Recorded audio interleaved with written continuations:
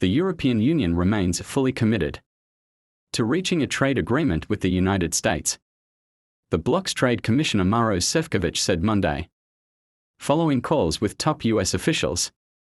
The contacts come after U.S. President Donald Trump threatened Friday, but then postponed, to hit EU goods with a huge tariff, voicing frustration that talks with the EU were going nowhere. Sefcovic said in a post on X that he had good calls with U.S. Secretary of Commerce Howard Lutnick and U.S. Trade Representative Jameson Greer. We continue to stay in constant contact, he added. Trump has called for eliminating the EU surplus in goods trade with the United States. On Friday, he threatened to impose 50% tariffs on the bloc from June 1, sending markets into a tailspin. The US president had already hit the bloc with multiple waves of tariffs, including 25% duties on cars, steel and aluminium. The European Commission has been leading talks on behalf of the 27-country bloc in search of a mutually beneficial deal with Washington, though with little to show so far. But Trump agreed Sunday to delay the heftier levies on the EU until July 9 after a phone call with EU Chief Ursula von der Leyen.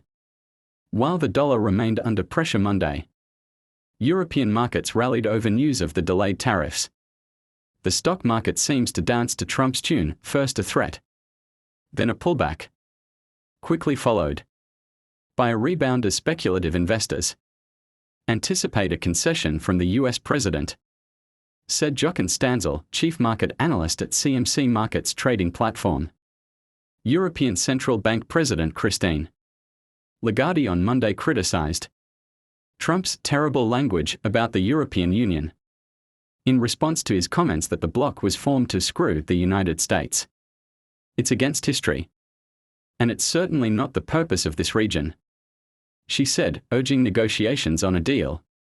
The EU remains subject to a 10% tariff that Trump imposed last month on imports from nearly every country around the world.